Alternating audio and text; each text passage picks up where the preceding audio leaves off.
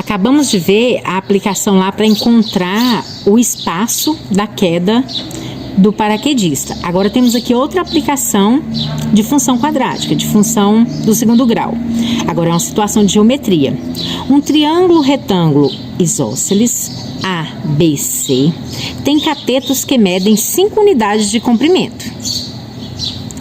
Escolhe-se um ponto E qualquer sobre o segmento BC e constrói-se um retângulo ADEF, como mostra a figura ao lado. Olha, vamos aqui para a figura.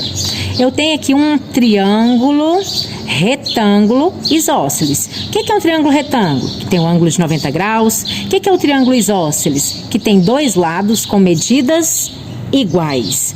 Então, eu escolho um ponto aqui, qualquer, nesse lado AB, marco aqui e vou construir um retângulo aqui dentro desse triângulo.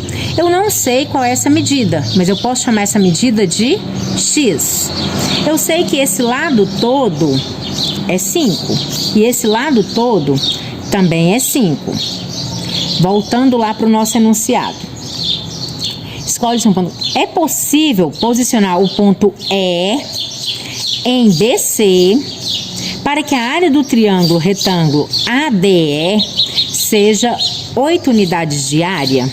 Olha, será que é possível eu posicionar esse ponto E aqui sobre esse lado BC para que a área desse retângulo aqui, ó, seja 8 unidades de área? 8 unidades de área.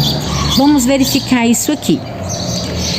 Como é que eu calculo a área do retângulo? A área do retângulo eu calculo fazendo base vezes a altura, correto? Então eu quero saber se é possível fazer isso aqui sendo 8 unidades de área. Voltando para cá aqui, então nós temos. Uma das formas de resolver esse problema é descrever a situação algebricamente, que é o que a gente fez ali.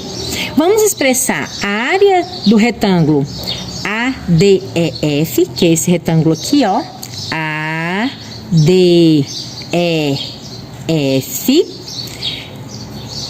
em função das medidas de seus lados, considerando x a medida do segmento AD, o segmento DB mede 5 menos x. Então, olha só o que nós temos aqui, ó. Se isso aqui for x, esse pedacinho aqui, ó, vai ser o quê? Vai ser 5 menos x. Os triângulos DBE e ABC são semelhantes, ó. Os triângulos DBE e o triângulo ABC são semelhantes. Por que eu posso afirmar que eles são semelhantes? Porque essas duas retas são paralelas, ok? Se eles são semelhantes, então a razão entre os seus lados é a mesma. Vamos voltar para cá.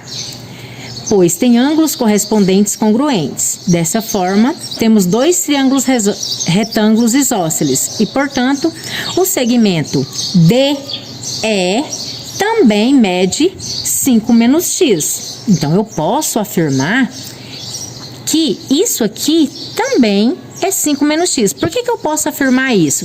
Porque se o triângulo maior é isósceles, e esses dois triângulos, esse pequeno e o maior, são semelhantes, então esse triângulo pequeno também será isósceles. Pronto, aqui agora eu consigo matar a charada, ó.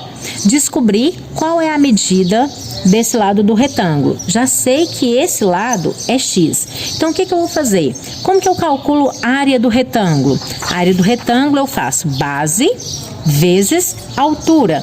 Se aqui é 5 menos x, aqui também é 5 menos x. Então, a minha base é 5 menos x e a minha altura é x. A área desse retângulo será base 5 menos x vezes a altura, que é x.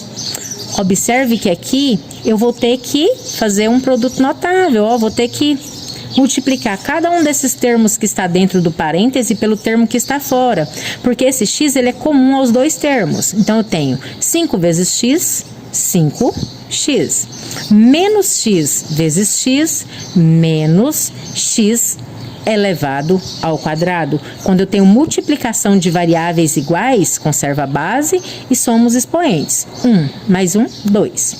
Aqui eu tenho uma equação do segundo grau, uma função quadrática. Vou organizar ela para ficar bonitinha. Vou colocar o x ao quadrado primeiro.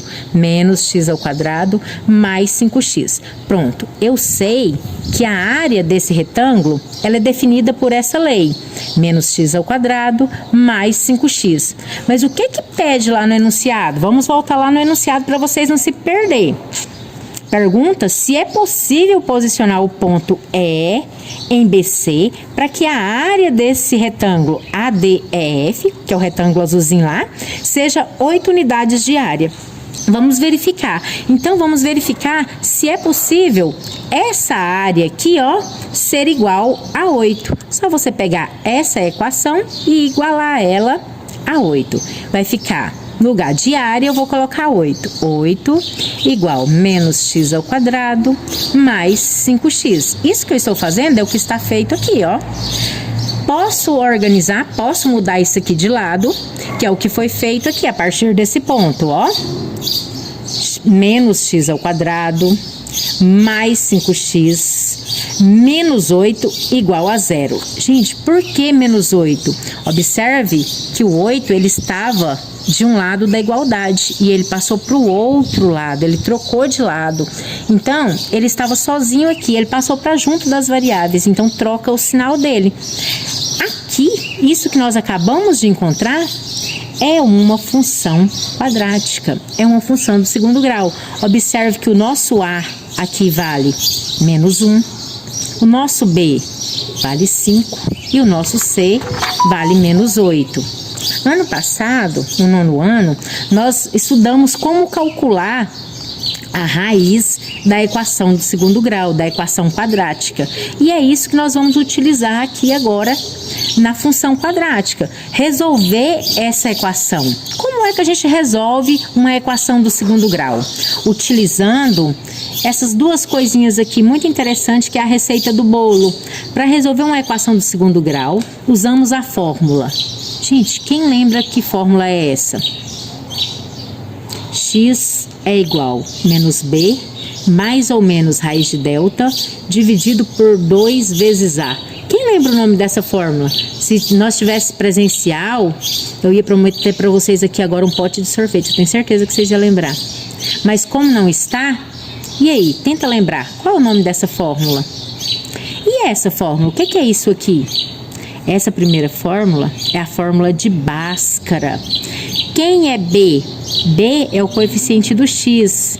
Quem é delta? Delta é o discriminante, ó, que a gente calcula ele separado. Toda vez que for resolver uma equação de segundo grau, primeiro você calcula o delta. Por que que primeiro você calcula o delta? Porque ele é o discriminante. É ele que vai determinar se a nossa função tem raiz ou não. Discriminar não é separar? Não é você isolar alguma coisa, é você separar o que pode, o que não pode, o que você acha certo, o que você não acha certo. Então, por isso que isso aqui é chamado de discriminante. Quando você calcula esse delta, que é o discriminante, se você achar valor igual a 0, você sabe que as duas, de cara, você já sabe que as duas raízes da sua função são iguais. Se você achar que o delta é negativo, aí você já sabe que a sua função não tem raiz. Por quê? Porque aqui na fórmula de Bhaskara calcula a raiz quadrada de delta. E não existe raiz quadrada de número negativo nos números reais. Então, se você achar um valor de delta negativo, a sua função não vai ter raiz real. E se o delta for maior do que 0, a sua função vai ter duas raízes reais, que é o que está aqui, ó. Resolvendo a equação de segundo grau, temos, primeiro calculou o delta. Delta é igual a 5 ao quadrado. Por quê? Porque ali nós vimos que delta é igual a B ao quadrado menos 4 vezes A vezes C, que é o que está aqui, ó. B ao quadrado, 5 ao quadrado. Observe que o nosso coeficiente B, ele vale 5, ok? 5 ao quadrado, menos 4 vezes A. Quanto que o nosso A vale? Voltando aqui, o nosso A vale menos 1. Observe que sempre vocês têm que ter o cuidado de colocar os números negativos entre parênteses, para lembrarem de fazer o jogo de sinais. Vezes C. Qual que é o valor do nosso C? Menos 8. Tá aqui novamente dentro do parêntese. 5 elevado ao quadrado seria 25. Menos vezes menos, mais. Mais vezes menos, menos. 4 vezes 1, 4. 4 vezes 8, 32. 25 menos 32, menos 7. Tenho 25 e devo 32, fico devendo 7. Lembra da situação que eu falei para vocês aqui? Que o delta era o discriminante, que ele ia determinar se a nossa função tinha ou não raiz? Pois bem, nesse caso, a nossa função não possui raiz real. Por que ela não possui raiz real? Porque o nosso valor de delta foi negativo, foi menor do que zero. Então, pronto. Com isso, olha, como delta é menor do que zero, não existe x real que satisfaça essa equação. Então, a gente pode concluir que não é possível posicionar esse ponto E aqui na nossa figura, de forma que a área do retângulo seja igual a 8 unidades de área. Só seria possível posicionar esse ponto E se a gente tivesse encontrado para o nosso discriminante um valor igual a zero ou um valor positivo.